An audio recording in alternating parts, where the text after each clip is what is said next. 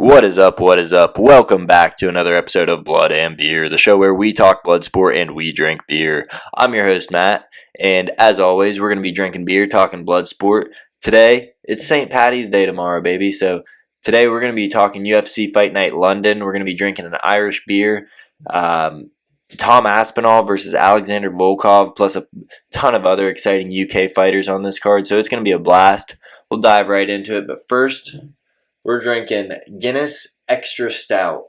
Only time I've ever had a stout in my life is I drank an Irish Car Bomb long time ago back in college, probably 5 or 6 years ago.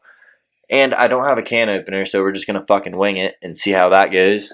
And then we're going to pour the beer and the tables curve. Boom. Pop.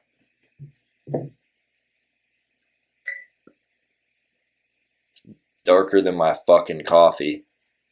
Goodness. But look at that. No foam. Alright, so we're going to try this beer and then we'll jump right into the card. There's a lot of exciting matchups on this, so we'll jump right in.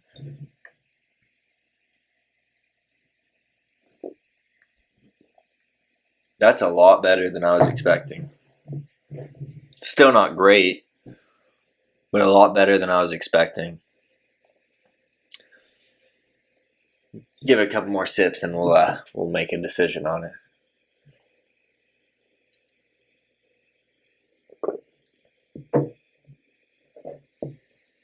You know, I always thought these would taste like real bitter. I don't know. It doesn't really taste that bitter like I was expecting. I give it a 5-6. Little better than average, but not the best. Not the worst. I know Guinness isn't a special beer. It's not something that you don't see every day. It's something you do see every day. Give her a 5-6, and we're going to stick with it. Goodness gracious. All right, like I said, jumping right into it. So the first matchup we're going to be talking about is Jack Shore versus Tamir Valiev. Jack Shore is a slight underdog, even though he's coming in undefeated. And this is going to be a super exciting matchup. Jack Shore's got great wrestling. He's very active. When he gets the takedowns, he doesn't stop. He does a lot of ground and pound, which results in a lot of rear naked chokes because his opponents, they tend to turn over trying to get away from it, and he locks that choke in, and he doesn't let go. Tamir Valiev, he's a Russian fighter, but he's a stand-up pro. He has super exciting strikes. He's vicious. He'll throw punches, kicks, knees, elbows, every angle, flying knees, flying elbows. I mean, the guy's a savage. I think that Tamir can probably handle Jack Shore's wrestling just because of the people he's probably training with over in Russia. And I don't think Jack Shore is going to be able to handle Tamir's striking. So I'm picking Tamir in this one by TKO. For Jack Shore to get the victory, he's going to have to ride this one out, get the takedown, and I don't think that Tamir would give up a choke. He's no slouch, and I think that he can keep getting back up, so Jack Shore's just going to have to keep the pressure on to get the victory. But if I was a betting man, I'm picking Tamir. But again, you never fucking know with these fights. One shot's all it takes. And then another fight that was supposed to happen, but it fell through. It was supposed to be Nathaniel Wood versus Vince Morales. And Nathaniel Wood was offended that Morales wanted to fight him from the start because Wood's got like the most leg kicks landed or thrown in UFC history. And Morales he's already been stopped via TKO from leg kicks. So he was kind of offended that this guy even thought he wanted to step in the ring with him. And then something happened. Morales got sick or is having some health issues, so the doctors won't let him fight, which sucks because this is Wood's hometown fight. O2 Arena in London. He's a UK kid, so it sucks that he's not on there yet. But the UFC, from everything I'm seeing, the reports, it looks like they're trying to get a last-minute replacement to keep him on the card because he's a super exciting fighter. Great stand-up. His boxing super crisp, good head movement, and he has some slick submission game. So hopefully we get to see Wood in a matchup, but, you know, we only got 2 days left to make the fight because you got Thursday and Friday, and then Saturday's the day, and they're not going to make it on Saturday. We'll have to wait and see.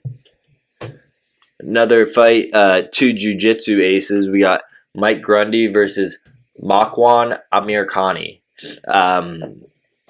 Yeah, both great jiu-jitsu, exciting fighters. They're both on a bit of a skid right now. Grundy's lost his last 2 fights. Amirkhani's lost. He's 1-4 in his last 5. Grundy's the hometown guy. That's who I'm picking in this one. He just seems like he wants it more. Amirkhani seems like he's on his way out of the UFC. Just might have lost that edge. He was really highly touted coming into the UFC, and he just hasn't really got to show his stuff yet. I'm picking Grundy because of the momentum, just with the hometown crowd and everything. But like I said, you never know with these ones. I think it's going to be a stand-up affair with two jiu-jitsu aces. They're both going to respect each other's ground game and probably want to keep it standing up. This weather going from like 20 to 70 to 20 to 50 to 20 to 70. It's fucking killing my sinuses. Killing them.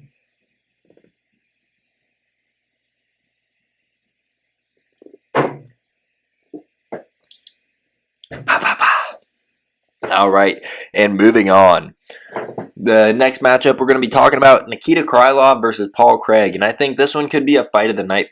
It has potential for it anyways. There's a lot of fights that could be the fight of the night. There's a lot of exciting fighters on this card. Paul Bearju Craig, he's unbeaten in his last 5. He's the only guy to beat Magomed Ankalaev, who just beat Thiago Santos last weekend, and the only guy to beat Jamal Hill. He's a jiu-jitsu ace, just like Krylov. He's tough, he's gritty, and he's fought the who's who, just kind of before they were there yet, it seems like, in the UFC. Krylov, he's 2-3 in his last 5 fights. Another jiu-jitsu ace, but the 3 fights that he lost,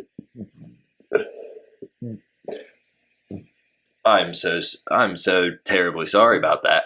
3 fights that he lost: Glover Teixeira, Jan Blachowicz, and Magomed Ankalaev. Yeah, so not losing to any slouches. The guy's a beast. Both of them have pretty good striking also. I'm going to side with Paul Bearju Craig. He's a Scotsman, so he'll probably have a lot of hometown fans there. And I think, just like with the Grundy versus Amirkhani fight, Paul Craig, Krylov, it's going to be a stand-up war, I think. A lot of clinch fighting. I don't think it's going to go to the ground because both these guys know that the other guy's super dangerous on the ground and not someone you want to fuck with. Picking Paul Bearju, and I'm picking him by decision. Fight of the night potential for sure. Jiu-jitsu guys, they always put on fun striking fights when they fight each other. All right. And it's just getting more and more exciting as we go. We got the return of Ilia Topuria, and he's fighting Jai Herbert. Topuria, he's undefeated fighter, 3-0 in the UFC, 11-0 overall. He's got great boxing, great head movement. He's got great takedowns with his wrestling, and when he gets you to the ground, his jiu-jitsu is freaking amazing. Guys, he's super well-rounded, a major prospect at both 145 and 155. So he's making his comeback. He had to pull out of his last fight due to some weight cut issues. He's fighting Jai Herbert at 155 this weekend. Jai Herbert, major underdog in this one. He's the hometown kid. He's got good striking. He's got good Muay Thai strikes with his knees and his elbows. And he's good at keeping range and just sticking the jab and landing that long straight too. So I don't think it'll be enough to take down someone like Topuria. You gotta have a steamroller to fuck with that guy. So I'm picking Topuria, the major favorite, and I think it's going to be by stoppage. I don't know if he's going to submit him or knock him out, but Topuria's fired up because he got in a fight yesterday with the next fight we're going to be talking about, or a fighter in the next fight. Got in a fight with Paddy the Batty Pimblett in a hotel over some comments Paddy Pimblett made over the Georgian War, because Ilia Topuria, he's from Georgia, not the state, the country over near Russia. So he's pissed off about that, and he says he wants Paddy next. That's a matchup I'd love to see. And Patty's going to be taking on Kazula Vargas. Patty, I mean, he's Cage Warriors GOAT. Well, Conor McGregor's probably Cage Warriors GOAT, but he's up there. Dude's got it all. He's got great striking. He's got the gift of gab on the mic. He's got a chin like no other. He's got jiu-jitsu. He'll throw up standing triangle chokes. The guy's a beast. And he's taking on, like I said, Kazula Vargas. Vargas ain't no slouch. Dude has some heavy hands. He'll get some knockouts from nowhere. Problem with Vargas is he doesn't have the best he has great stand-up. Doesn't have the best ground game. So once he goes down, he doesn't seem like he knows what he's really doing to get back up or to defend a submission. So that really plays into Patty's game because Patty can just get any submission he wants once he gets the takedown. I'm saying it's going to be a first or second round submission for Patty the Batty. And then after that, put him up against Ilya at 155, and we're going to see how that one goes. Should be a fucking war because they hate each other, and hatred and beef sells fights. Look at Masvidal Covington. All right. And as if it couldn't get any more high profile than it already is, we got Dan Hooker taking on Arnold Allen. Dan Hooker making his return to featherweight after a brief stint at lightweight. He was 8-4 at lightweight, I believe, 155. He had a rough skid there at the end, but he was dominating for a minute. He's a beast. He's a warrior, has great kickboxing, boxing, chin. I mean, the dude he turns fights into brawls, and he don't give up. He lives for those brawls. He's taking on Arnold Allen, who is 8-0 in the UFC. I think he's only lost one fight ever, and it was decision, I want to say. Arnold Allen has great boxing. He has really good ground game, and he's super strong for 145. I mean, it's hard to describe it. He'll catch a kick and just push you down, like push people off of him. It looks like effortless, kind of like Alex Pereira when he's fighting at 185. Arnold Allen is that at 145. He's just so strong for the weight class, which makes sense. His dad and his brother are strong men. You know, the people that do the heavy lifting, carrying the big cement balls and shit. Yeah. So he's got the genetics for it. And this fight is going to be, this is another one that's not even a dark horse. Major possibility this one is going to be the fight of the night. I'm picking Arnold in this one because he's got the momentum. He's the hometown kid, and he's been running through people. The key for Hooker to win this is to turn it into a brawl, make it messy, have Allen trading with you, because I think round one you're probably going to get picked apart, Hooker. But 2 and 3, he doesn't stop moving forward. He can get hit in the face a million times and keep moving forward. So I'm picking Arnold Allen, but Hooker's got a path to victory by making this a messy brawl. Have to wait and see. Goodness.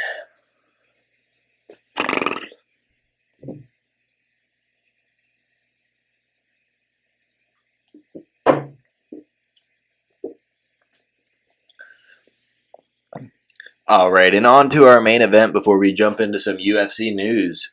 MMA news, I should say, not UFC. Tom Aspinall versus Alexander Volkov. Aspinall's been cruising through the heavyweight division. 4 fights in the UFC, 4 first-round stoppages. Last fight, he beat Sergey Spivak in the first round. Fight before that, he beat Andrei Arlovsky in the first round. He's getting knockouts. He's getting submissions.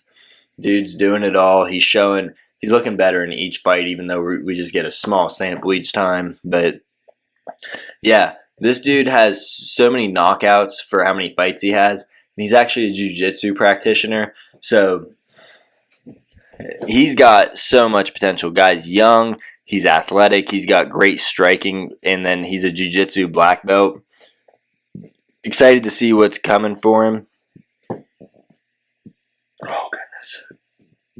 This beer gives me like heavy burps. Might be the burger I ate earlier. I don't know. Heavy burps. Yeah, he's taking on Alexander Volkov, a mainstay in the top 10 at the heavyweight division for the UFC.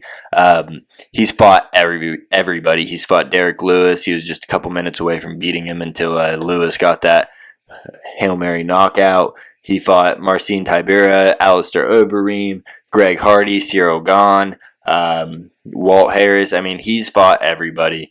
Win or lose, dude's a warrior. He's huge. I mean, guys like 6'7" or 6'8". He's got a super long jab. He's got great kickboxing. And he's put on a lot of weight. He's pushing 260, 265 now. So he's filled out for a heavyweight. And he's got a path to victory for sure. Keeping Aspinall at the end of his jab, kicking front snap kicks, doing the teat kicks. Just keeping him at range is the main thing for him. For Aspinall, he's going to need to use movement, throw some hooks, get the fight to the ground, or just turn it into a dirty boxing affair. Stay away from the knees. Don't let him get you in the clinch. Just boxing, boxing, boxing. You don't want to kickbox with Volkov. I'm picking Tom. He's got all the momentum riding on him. He's the up-and-comer. I don't think Volkov, I think he's on the way down. He hasn't been losing fight after fight or anything like that. But it's Tom's time. Tom is that dude. He's got it. He's going to be the next. I think he's the next face of the heavyweight division. So I'm picking Tom in this one very tentatively. He's a slight underdog, but it's just a fight you don't want to miss. It's going to be at the O2 Arena in London, Eastern Time. It starts at 4 p.m. Here in the U.S. So that'll be on ESPN Plus, and you really don't want to miss this card. It could be a pay-per-view. Just with how many great matchups there are. And then wrapping things up, we just got a little bit of UFC, MMA, just combat sport news in general. Kevin Holland saving the day again. There was an active shooter at a restaurant he was in. One of his buddies tackled the guy. He said that he kind of pulled the guy into his lap because the guy had a gun. He had been shooting it off and shit. Obviously, active shooter. And he said he dropped his hooks in, put him in a rear naked choke, and his cousin was standing like in front of him somewhere, and he was like, he's not out yet, and then once he was out, Kevin Holland let him go and just kind of held him down until the cops showed up. So saving the day again. A couple months ago, he stopped a carjacker and waited for the cops to show up, also subdued that guy. So saving the world, Superman, Kevin Holland, Big Mouth, Trailblazer, whatever you want to call him. He's so much fun to watch. Such a good guy. Go Kevin. And then Cain Velasquez, he's had Dana White, Khabib, and many other MMA fighters write letters to the court just supporting him, saying what a good guy he is and that he doesn't deserve to be there. And he fucking doesn't. The guy that he shot or was shooting at molested a young relative of his over 100 times. So the only thing that he's guilty of is not being a sure shot because he should have fucking killed the guy. Fuck that. I know it's morality versus legality, but it should be legal to kill sex offenders like that. Like child predators, fuck that. Cain Velasquez did the right thing. And then finally, Bellator and PFL are in talks to have a cross-promotional fight with Chris Cyborg versus Kayla Harrison to see who the true women's GOAT is. Which is weird because Amanda Nunes is, but they'll find out who's number 2. That'll be awesome. Hopefully it can start something big where we get one cross-promoting with people. Maybe someday we see UFC do it. I'd love to see AJ McKee versus Max Holloway at 145, or Christian Lee versus AJ McKee or Max Holloway, or Alexander Volkanovski. There's a lot of matchups that would just be great cross promotion. Reiner de Ritter versus Israel Adesanya, Gegard Mousasi versus Izzy. There's tons of matchups to make cross promotion. It sucks that we can't do that, but I completely understand why, because the money's just not there yet. I don't know. But that's all we have for the show today. Thank you for watching. Happy St. Paddy's Day.